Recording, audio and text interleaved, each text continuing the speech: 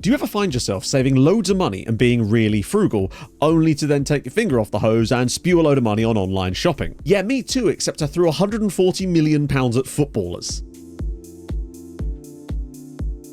I feel like I'm going to be saying this every season at this point, but once again, there is an unspecified final going on over on stream, so you're going to want to head over there after you've caught up over here. VODs are on the second channel, it's linked in the description, you know the situation. So it's been a while since there's been an upload on this channel, and I figured I'd probably best quickly explain the reason for that. Basically, I was selected to be part of one of two England teams at the FIFA E World Cup featuring Football Manager. So I spent a week in Liverpool competing in that alongside Tom, Jack and Aaron. In case you're wondering, Aaron and I managed to secure joint third, which needless to say, we were pretty happy with. It was an all-round amazing event, and I hope that it's going to be the first of many, as it was truly awesome to see FM on the world stage. But I'm back now, and I'm ready to get stuck into some content, and with the announced delays to FM25's release, that's going to give me a chance to work on one large big project to finish off the game cycle. So stay tuned for that. But before we get into what's happened over the course of the last season, there is that little matter of our second Champions League final in a row. And wouldn't you know it, we went and did it. A 6th-minute goal from who else but Mr. Scordis, filling in for the injured Padilla, gave us the victory over Real Madrid. So in back-to-back finals, we've now beaten two different teams from Madrid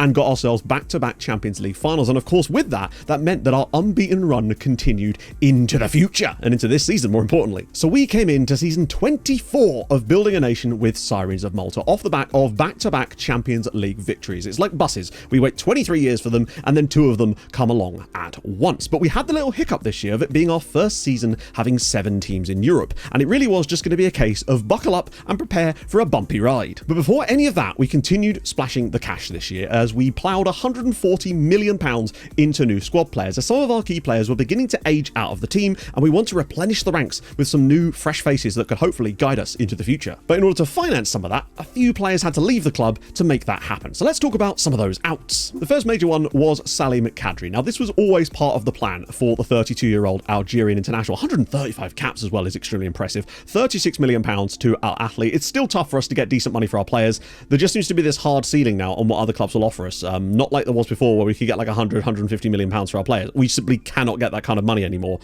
It's very annoying, but it seems like all of our players, teams will not bid more than about 40. And that's even on our very, very best players. They just bid the same amount repeatedly, all window. Luckily, we were able to bid up Salim Kadri at least to £36 million. And it was always part of the plan because we hoped to bring through some slightly younger defenders. And he had, generally speaking, despite apparently having fantastic attributes, was constantly making mistakes in huge matches for someone that really apparently likes big matches. So we felt it was the right time to move him on. We get the 36 million and we could reinvest that in the squad. Well, that was certainly the hope. Next up is the sale of a player that you've not even seen yet. And that's because we brought him in the summer. This is Lucas Marini. He was one of the players that we decided to plough that money into. We spent £15 million from River Plate to bring Marini to the club to be a backup / starter. And then it occurred to us basically that he wasn't actually able to get into our starting 11 because we had such a strong group of players who seemingly never got injured and barely even found themselves room in the rotation. And as a result of that, we got a massive bid in January from Benfica out of nowhere. Bear in mind, he was worth maybe 20 million at push. Benfica just said, hey, here's £30.5 million for him. We desperately want to bring him to the club. And we thought, you know what? If we could double our money on a player in 6 months, that seems like a reasonable deal for us, given that he barely played for us. I think, 7 league games in that first half of the season. I don't think he'd even registered for Europe. So, hey, not bad money. Next up was Alejandro Bagoa, the Argentinian international goalkeeper, for £18.5 million. He'd essentially become our third choice goalkeeper. And once Manchester United realised they weren't going to be able to buy our first or second choice goalkeepers, because they tried, they then decided to go for our third choice in the form of Alejandro Bagoa. And £18.5 million for our third choice goalkeeper, who we were struggling to register for the Champions League, isn't really a bad deal, especially when it means that Man United are now playing a guy who is literally not good enough to be on the bench for us in certain Champions League matches. So we were pretty pleased to see that happen. Again, more money through the pot. Love to see it. And the last major out is one that I genuinely was a bit sad to see, and that was Michel Bizarma to Inter Milan for £16 million.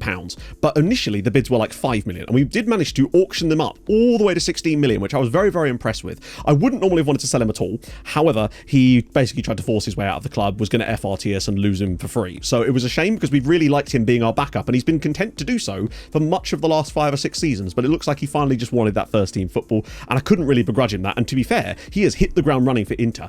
You will see there, he got 6 goals in 4 matches for Inter, purely in the knockouts of the Champions League. So pretty impressed there with Michel Bizarma. £16 million for us, and a new lease of life for him. He gets to play with Roy Fleming for Inter, which is kind of fun. But with all those names leaving the club, it was time for us to do a little bit of investment in our future. And Boy, have we, and believe me, there are some interesting players in here. The first fun one is just out of nowhere. This is Richard Aragon, who is from an Ecuadorian side, Filambanco. I noticed him randomly in one of their international team squads, I believe. Didn't think he'd actually be any good, but his attributes looked pretty passable for someone of his age. So we decided to put a bid in of 4.3k, because why wouldn't you? And upon joining us, our assistant, or whoever was doing the coaching, basically said, hang on a minute, this guy actually has quite good potential. Now, of course, that could change, but I'm pretty excited that we might have actually landed ourselves a potential monster here. Another wingback as well. We just love signing monster wingbacks. So perhaps one for the future. He's out on loan at Melita at the moment in the second tier, no, he's top flight for them, actually. I don't know if he'll stay there or not. It depends on how much football he gets. This year, not so much. We then dropped £6 million on Tom van der Velde, pretty much because he's quite a good, his attributes are very good for the role that he would play. He's a very match engine-y type of striker. If you look at the tent poles, apart from the pace really, but he's got great agility, he's got good balance, reasonable balance. Acceleration is fantastic. Dribbling's a little bit of a letdown here, and his composure's not amazing, but for 23, £6 million is a lot. I hope we can find him a loan, but he's actually ended up being our backup striker at times this season because of Bizarmo leaving. And then continuing stealing all of the players from Red Star, we then went for Jovan Petrovic, who's now, of course, on loan at Birkirkara, but 5.75 million for him. He's just a really solid midfielder. Hasn't played a lot of games for Birkirkara, which is my one concern, and I would like to see him play a little bit more because I think he looks to be having solid potential, decent attributes currently. Maybe he's just at the wrong club currently, and that's something we'll definitely have to look at. I believe it was a January move, but still I'd like to see more game time out of him, so that might be one to assess in the summer. Then we have two really fun players. This is Martin Hayward. We signed him from Slovan Bratislava. He's a Welsh international. We randomly found him as a Welsh international at Slovan Bratislava, where he generated too. For £1 million, we thought we'd bring him in. He's gone on loan to Hibernians, 23 games this season in the top flight for them, only 3 goals, but it's just nice to see him getting some football. Some good amount of assists for him as well. I really like him, and for £1 million, couldn't say no. It's just fun to find a Welsh player that came through at Slovan Bratislava. And on that topic, incredibly, he had a friend that had also generated as a Welsh international at a different, sort of random club, and this was Académico Coimbra over in Portugal as well. This is Frankie Jones, who's gone on loan to Hamren, £1.4 million. I think they were, oh no, he was a wing back, wasn't he? But still, 11 caps for Wales and a goal for him too. It's just fun finding these Welsh players that had come through at clubs all around Europe. So we decided to bring them in. Model citizen as well. He's gone on loan to Hamren and has actually played for them. So fair play to him. You're noticing there's some more sort of eclectic signings this year just because we're keeping it fun. And speaking of fun, this is Vegard Björklund, who's coming from Molde for £4.1 million. And he looked decent. We thought his attributes were solid.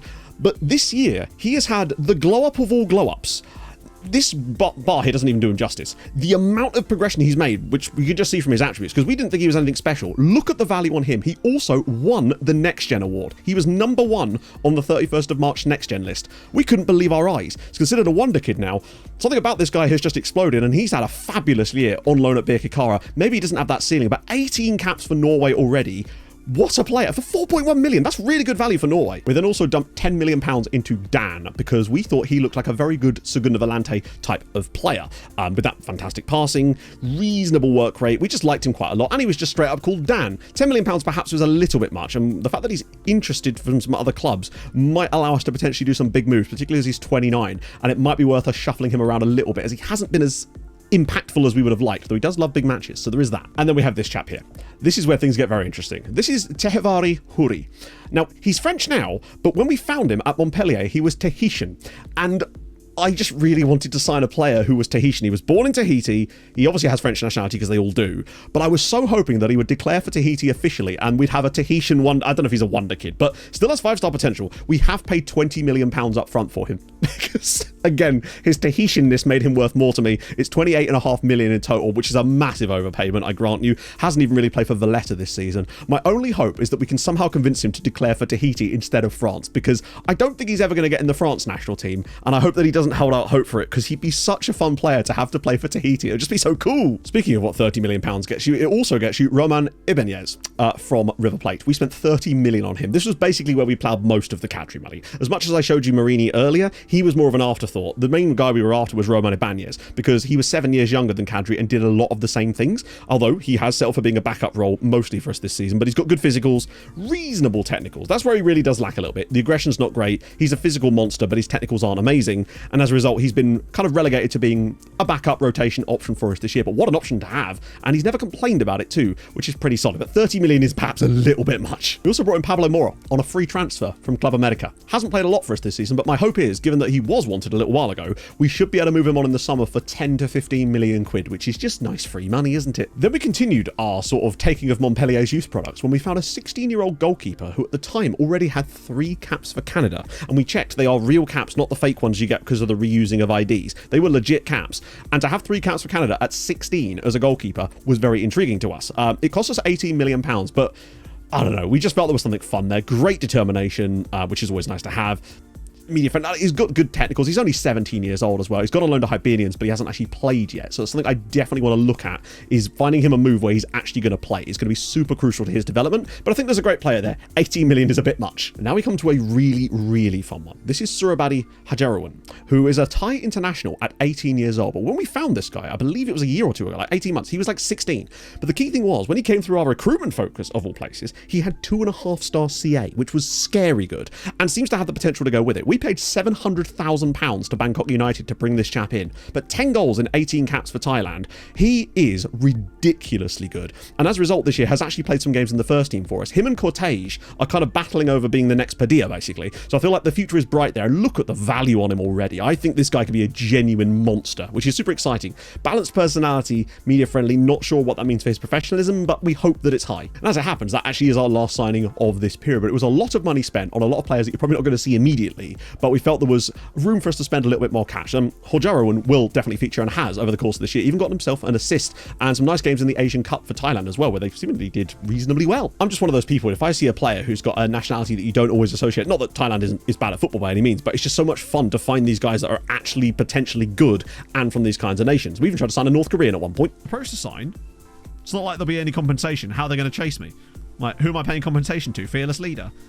Wait. Oh my god, I actually am. Now, to the league, which we actually only won this season by 9 points. And you'll note that there's 2 defeats on the cards there, which means, of course, the unbeaten run has come to an end, but we'll circle back to how that actually happened and what happened with that later, so you can find out if we actually did get to 100 games unbeaten. As for the teams that are actually in Europe this year, it's pretty much the perfect lineup for me, really. Sweetie, Goodyear and Hamron once again will return to the Champions League group stages, which is great because I want to get some consistency there. Birkirkara in the Europa League is fine. Gazira, of course, were the Conference League team for us this season, so them in the Europa is a little bit concerning, but it's great to have Baozan back. And the crucial thing about this Baozan result is this. They won on the final day away at Gazira United, and Tarshin lost to Goodyear. In the end, the goal difference swing was enough for them to sneak into 7th place, and given that Baozan have done okay in Europe before, we were pretty happy with that instead of having Tarshin Rainbows in Europe for the first time. We want consistency, so that was extremely favourable to have that happen and get nearly the same teams in Europe, with the exception of Baozan, because Slima, who were playing in the Europa League last year, you'll note have now been relegated, and we kind of figured that might happen. Now, this is all still a working theory, and I actually genuinely cannot remember if I talked about this in the last video, but one thing we've been noticing is that managers at AI clubs that have adventurous as their playing style seem to do much better, or tend to overperform the clubs that they're managing at, and it really works very well in Europe. This is why Sweetie were able to do so well in the past under their previous manager in Europe as well. Not to mention Baozan Youth, when they finally got to Europe, did very well too, because they have a guy that has that mentality. Attacking is also quite good, but it seems to only work for some of the sides that are expected to do better. Balanced is okay. The ones you don't want on AI managers in your league are cautious and very cautious, which is what Slima Wanderers manager had, and you'll note that it's not gone well for them lately. It's a working theory at the moment, but it does seem to hold some water. The other cool thing about this year is Zabar. They were very much in the relegation battle themselves until they sacked their manager and appointed one of our coaches, but this time it was Matt Hadrian, who of course is a Patreon region we brought in. He's also editor wizard Hadrian. I've been trying to hoover up as many of the Patreon regions that have retired into coaching as possible into our coaching staff in the hopes that this would happen, and they actually were the first club to take one of them, and the fact that they took Hadrian is just extremely funny to me. What's even better is the fact that in his 10 games in charge, they've not lost a single match and are now ended up finishing 15 points above the relegation zone. Watch out for them next year is all I'm saying. In the second tier, Nashar and Floriana continue their bouncing around the leagues and are coming back to the top flight again. But that's the way the league is shaped up. What about us in Europe? Now, with us coming off the back of 2 back-to-back Champions League victories, the likelihood of us making that 3 for 3 was basically 0, just because of how random things can be and how difficult it is to defend a title like that. Like, we're not Zizou's Real Madrid. But also, given the pressure of having extra teams in Europe for us this year, it meant that we kind of needed to be at our very best, which didn't help when I got stuck in FIFA E World Cup mode and accidentally simulated our first game in the Champions League this season, which was away at Real Madrid. England hoodies was so cool. Did I just instant result Real Madrid? Imagine if that is how we'd lost the unbeaten run. I just instant resulted a Champions League game against Real Madrid. Oh, I'm trying to get it done in 9 hours, damn it. Thankfully, it was no harm, no foul, as we did manage to get a 0-0 draw. And actually, arguably, we should have won this game. We had the chances, apparently, although we didn't actually see the game, so I'm just taking it at face value there. But still, it was nice to see us get that result and not be punished for the fact that I accidentally instant resulted a game away that could have cost us our unbeaten run. That would have been horrific. Next up, though, we really did get going. A 4-0 hammering at home to Benfica. Reynoso with a brace, Pereira grabbing himself a goal, Padilla just the front three of dreams this season, but Babasi, 2 assists and a man of the match award. We're going to talk about him a little bit more later. I know I focused on him last year, but this year he has done things that I didn't think were possible. It's crazy. We then parlayed that form into another excellent away result, this time Pereira, Babasi and Skordis grabbing ourselves the goal. Another man of the match award for Babasi, by the way. That's 2 man of the match awards in 3 games in Europe for the 21-year-old. Next it was away to Belgium and Club Brugge, and you'll note that Foa Babasi scored the winning goal here, and then Gudmundsson finally grabbing his first goal, I think potentially even for the club, making it 2-0. Babasi was man of the match yet again. 3 straight games in Europe, 3 straight man of the match awards for our right back. What is this kid? But then going into our next game against Manchester City at home, we knew this was a tough one. We were 102 games unbeaten in all competitions, and then we got some injuries right before the game, and then this happened. Shocking. Took the lead through Dan after 29 minutes. Things were good. And then Van der Meulen, Tyrone, and then Seydou Kwasi Awur, our former player, putting the icing on the cake for City. And it sucks to lose our unbeaten run in this fashion. I mean, look at the stats of this game. It was such an even game, and the arse fell out of us. We just didn't have the legs in the right positions at the right time. We had no goalkeeper for this one. Latrak had to play, and he did not do a good job. Dan had to come in for Kravets. We had no Gertrude Lay, who'd just broken his lower leg and would miss 6 months. It was the worst possible time to get all these injuries, and it really hit us hard. Even so, we still probably shouldn't have lost this game. But 103 matches unbeaten in all competitions is, I believe, double the world record. So still pretty happy with that, honestly. And not only that, it was also exactly 2 years to the day since our previous defeat, which was at home to Arsenal in 2044 on the 27th of November. So we did exactly 2 years unbeaten in all comps, and I'm pretty proud of that, particularly as we then got the ultimate revenge on the match engine by winning 3-0 at Juventus off of 3 shots. Never let it be said that it doesn't happen to you sometimes, because it absolutely does. We were still the better side, but it would have been a 1-0 win would have been harsh on them, honestly. Lahovi, Reynoso, and yet again, Mr. Skordis. And apparently his name means Eugene Garlic, so that's good to know. After Christmas, it was pretty straightforward for us, as we actually had to face off against Goodyear United in the Champions League, and obviously absolutely clapped them. Pereira, Padilla, and a penalty from Tom van der Velde, getting us the goal. Now you might think, well, surely you would be better off throwing this game to Goodyear. When you see what they were up to, you'd understand why we didn't. Also worth noting, another man of the match for Babasi. And then we had our final group stage match at home to Celtic, another clean sheet in there. Kravets and Luis Trejo, a Mexican fullback, getting us the goals in this one. Babasi was man of the match. I genuinely, in our 8 matches in the group stage, he got man of the match awards in 5 of them. That is incredible, and I've never seen anything like that from a fullback. Bear in mind as well, he's not taking set pieces in this team because Lahovi and Padilla are our set piece takers. So you'd think from that would put us in a pretty strong position as far as the Champions League group stage goes. But what about the other Maltese sides, considering that we had Hamren, Sweetie, and Goodyear in there with us? Well, I mean, let's just ignore us for a minute. Great for us. We actually we kept 7 clean sheets in 8 games. The only game we conceded a goal in was the Manchester City one at home. 7 clean sheets in the other ones, which is utterly mental, which would explain part of why Babasi did so well, because he was contributing goals, assists, and getting clean sheets in 7 out of 8 games. Incredible. Still didn't come top, and we've never actually managed to win this damn group. But let's focus a little bit further down. Goodyear come bottom. 8 games, 1 point, which ironically was actually against Arsenal, of all people, weirdly. But losing to the likes of Young Boys, Club Brugge, and Feyenoord, they had a really tough draw, in fairness. Those weren't easy games, but I felt they could have done a bit better than that. If anything, I was more disappointed by Sweetie United, who only managed 5 points. They managed to get 2 draws against Liverpool and Celtic, fair play, got a win against Atletico, which was wild, but unfortunately lost to Juventus, Rebel Salzburg, Marseille, Chelsea, and Hamren. Hamren, on the other hand, did actually do us a massive favour and managed to get top 24 and 10 points. They managed 3 wins against Dortmund, Villarreal away, and Sweetie of United, of course. Got a draw away at Porto, and obviously some defeats against Leipzig, Galatasaray, Shakhtar, and Man City. But you'll notice how many more points there could have been up for grabs there. Like Shakhtar and Galatasaray, Galatasaray are pretty good these days, but still, I would have thought they could have done better. But we were worried. It literally took them that final match day to get that result and 10 points over the line. Thankfully, they were able to qualify for the top 24 and get into Europe. But what we need in future seasons is both Goodyear and Sweetie to also get top 24. They don't have to go any further, but the amount of progression points you get just for qualifying for the knockouts is massive, and that's how you catch England, because you'll note here, they get 1, 2, 3, 4, 5 teams into the knockouts, and that is where all those points come from after Christmas. But nevertheless, that meant us and Hamren went into the following round of the Champions League. But let's just focus on us for a moment, as we would be up against Dortmund, who would come 10th, because we never really seem to get easy draws, but, you know, as far as draws go, Dortmund is pretty solid. And one of the weirder games where nothing happened in the entirety of the first half, we then went behind, equalised, went behind again, then equalised, then went in front, all in a 13-minute spell to somehow win this game by 3-2. There's no way that 5 goals should have been scored here, but they were, and we got the away victory, which is always extremely important because, again, we were struggling a little bit with certain fitness levels of certain players. You'll notice the squad perhaps wasn't quite great, with Lahovi being missing. There were a few others that were missing as well, including Paez, our captain. Second leg was a lot more straightforward, though. Reynoso, Gudmundsson, and Padilla grabbing the goals. It was a slightly more full-strength side here. Once again, Babesi, though, was man of the match. I think that was his 6th man of the match award in the Champions League already, as we cruised through in the end 6-3 to the quarterfinals, where we would play against Liverpool.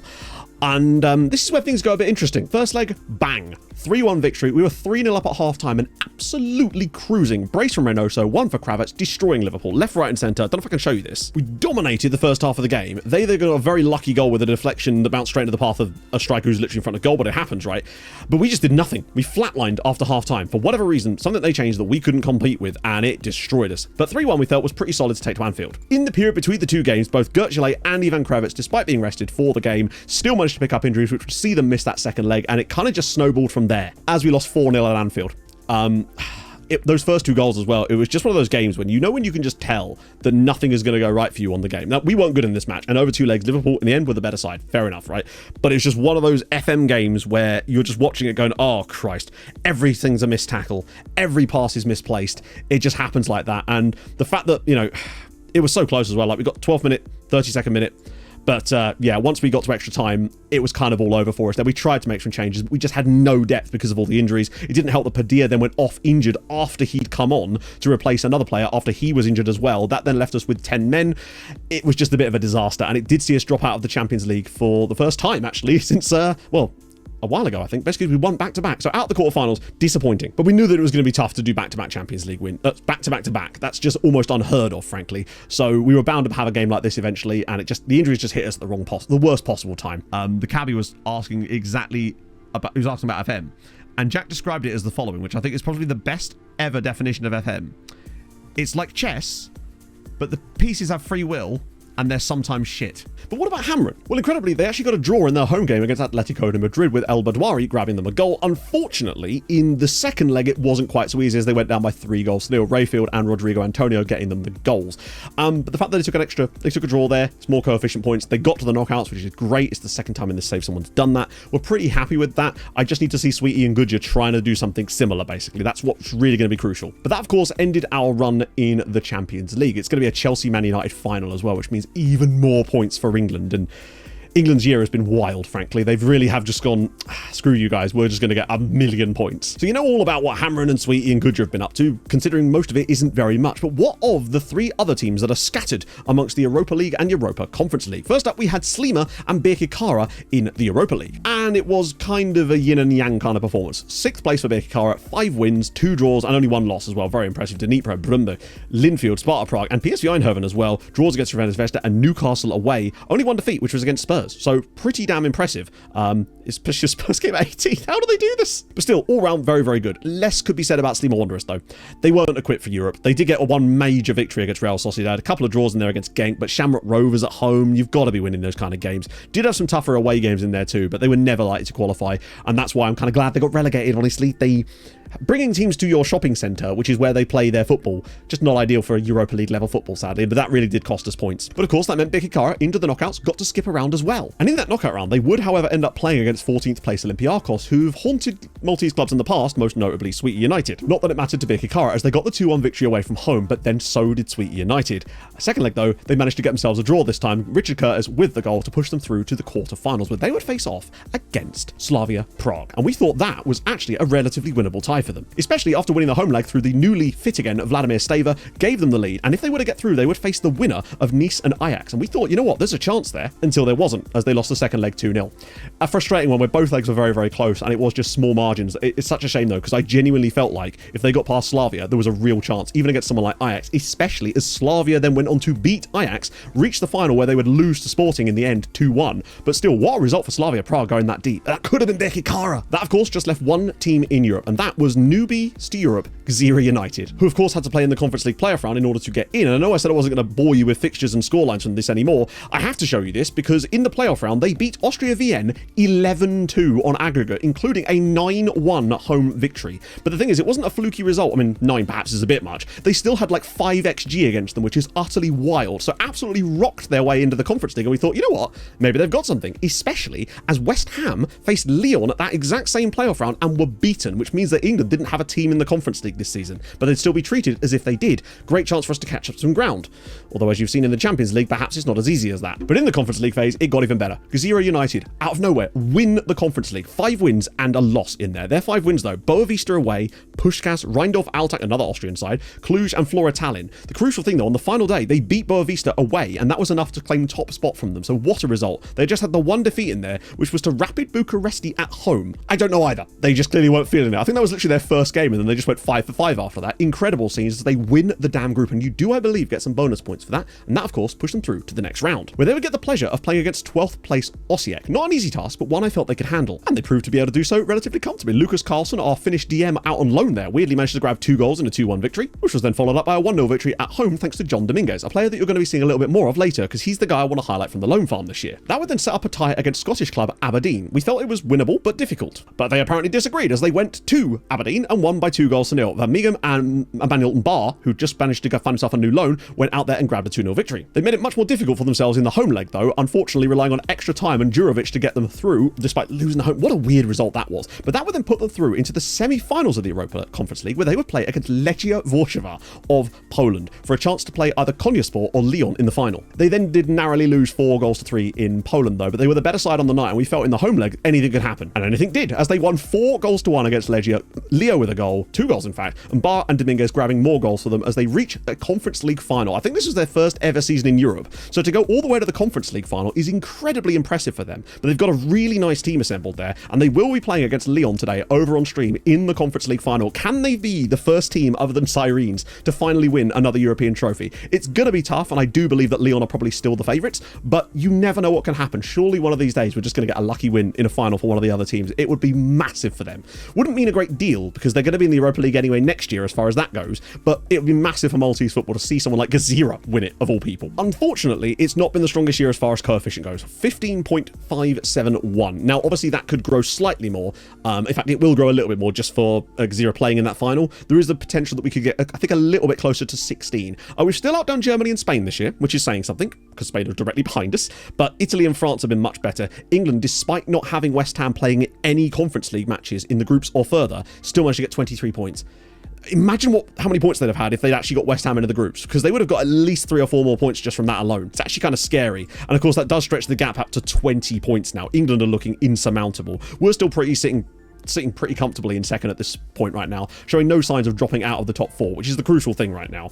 Next year, we do, of course, gain 13 points on England, but we'd still have to somehow have the mother of all seasons to make that happen. The season after that, again, we gain another 3. So it's still on the cards, but we do need to actually have some stuff happening for us. I just think it might be a little bit too far for us. That 27-point season gave us a chance, but we almost need to have another one in order to make anything happen and have England have another 18-point year. And I just don't see that being likely, but you never know. I still want to see some multi-sides win some trophies, though. But it's still on the cards. It's not dead yet. As far as the youth intake goes, we were promised a good-ish youth intake, and then were delivered absolutely nothing. The more I think about some of the things that they've announced are going to be removed from F125, the more I feel like I'm going to miss them, especially, even, incredibly, the social feed. Oh, what a man. Rempu, I love wanking.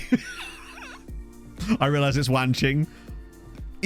Also, big shout out to being able to watch players like wanking is why I love this job. I love how on the nose it is. I love wanking. Hashtag wanking. Stats-wise, it's been an incredible season. The front 3 have been incredible as a unit. Still have some criticisms for some of them, though. Pereira, though, next level this year. 31 goals and 48 goal contributions in 35 games. By far his best season for the club, and he's still only 26. He has been the man that we could rely on for everything this season. To be top scorer of that XG is crazy. Reynoso's contributed 27 goals, which you'd think normally is pretty solid. It's the fact that, incredibly, he's found a way to underperform his XG for much of this season. There was even one league game, I think it was our final league game, where he had like 3.2 XG by himself and didn't score. No penalties either. Got like a 5.8. He's had a bit of a struggle of a year. So hopefully he can bounce back next season, because really off of that kind of XG of a player of his quality, you'd expect to see mid-30s from him. So I'm disappointed, but also, 27 goals is nothing to be sniffed at. Padilla with another 26 goals and 14 assists. That's 40 goal contributions for him as well. Padilla and Pereira have carried the team this year, and Reynoso's just kind of swept along in the wave, honestly. Big shout out to Ivan Kravitz though. 12 goals for him, 11 assists, double digits in both camps. He's basically become the perfect Zaguna Volante and was well worth the £30 million. Scored us as well. 9 goals and 3 assists. Despite not even playing that many minutes overall, he's just been the man you can rely on whenever you need him to play. And for the time being, I'm really happy having him here until the likes of Cortege and Hojaruan are ready. Shout out to Lahovi as well. Didn't get as many goals as last year. Possibly should have done, though, which is the craziest thing. 13 assists, though. 9 goals. Bloody incredible. But now I just want to turn our attention to assists. Babezi, with 21 assists, makes it the highest assist rating for any player in this save for Sirens. He's already beaten Krustev's record, and he's only just turned 22, which is mental, if you ask me. And I honestly thought he was going to be on for a lot more. The Man of the Match awards, too. In the end, he finishes with 11 Man of the Match awards overall. 6 of them in 11 Champions League games is crazy. Unfortunately, we did find out, though, that he no longer likes big matches. Or no longer. Apparently, I didn't even know this, that you didn't find out that information until they turned 22. He, of course, turned 22 this season. And yeah, we found out that he doesn't like big matches. It doesn't seem to show, I'll be honest with you, but it definitely could be in there. He is unhappy at the moment, though, because I wouldn't give him a new contract, despite him having 6 years left, because he's got 3 years and then a 3-year extension. I'll offer him one once we can get that extension triggered, but right now we're just going to have to accept it. Shout out to Dan, who overperformed a little bit too. Gillet just didn't play enough football this season, really, but did still contribute a goal or two here. One player I'm a little disappointed with is Gudmundsson, our 6'6", I think he might have been 6'7", centre-back, who really just...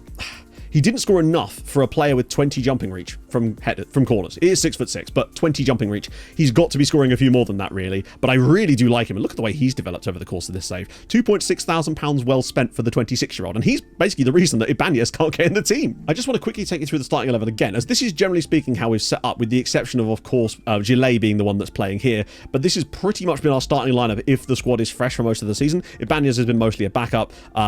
Hojaruan rarely is blanched to play. Sauerschnig is the ultimate backup. Atta's played a decent amount, obviously due to the injury to Gert Gillet. Svetsonov, again, after the sale of Bizarma, has played a few matches. Hans Zimmer was on loan, but he's come back now, and I'm kind of committed to him being the backup to Babezi next season, because I truly believe that this guy might be the next Babezi, although he is nearly the same age, so perhaps not quite the next Babezi, but I think he's got the minerals, even if his marking is a little low. Tackling's also very low. And we've got another guy that we're preparing to be that same exact thing on the other side, and that is Isaac Eze, who's out on loan currently at Sliema Wanderers. We will be bringing him back, and he will hopefully be the backup to Luhovi next year to try to really bring these new youngsters through. But generally speaking, obviously with the addition of Scordis, that's how we've lined up for most of this year. So the national team, yeah, it's not great. 114th in the world. Alex Neil is now in charge of the national team, which I've only just noticed.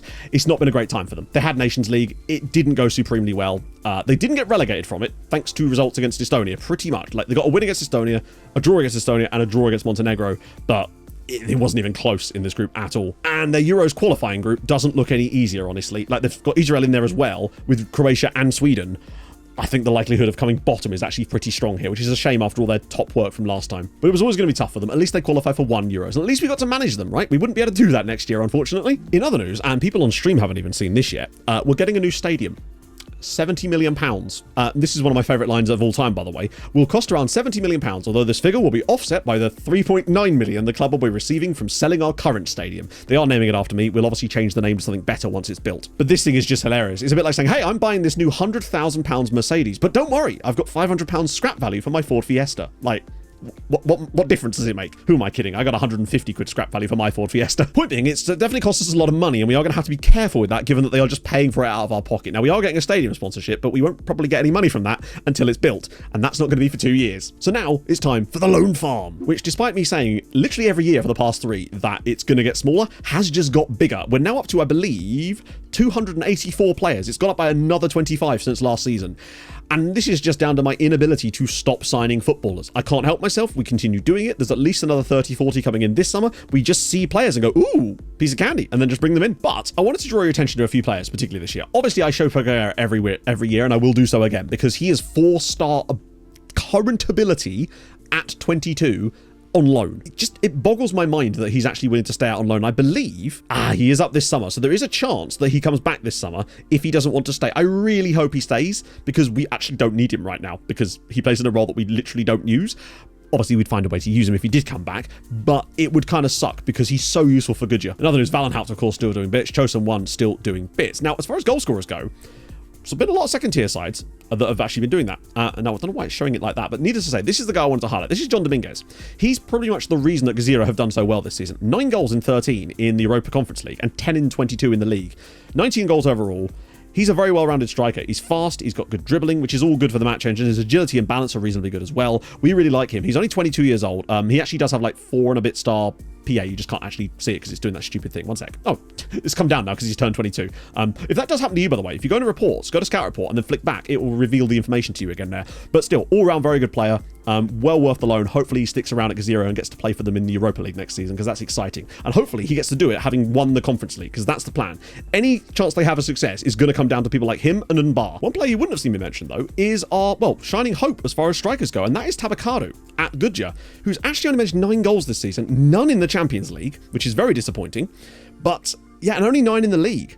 Like, he's been solid, but not spectacular. Like, 9 in the league is not amazing. You would expect double digits out of him, given that he's done that every year of his career, and only 2 in the cup. In fact, none in the cup either. He's not had the best year by any means, but you can clearly see that he's developing into an elite striker, and he's still only 21. I still have high hopes for him. Hopefully he stays at Goodyear too. There is a chance that these guys could come back. I'm hoping that, given they're in the Champions League group stages automatically next year, that will probably assuage any doubts that they would have about that, but they do need to sort themselves out. The other issue is that they got rid of their manager because he took a job in Saudi, and the guy they replaced him with was an Inter under-19 coach who unfortunately has really bad managerial styles of play. Basically, he has like very cautious things like that we really don't want, and I think that's what's really cost Goodyear over the last couple of years.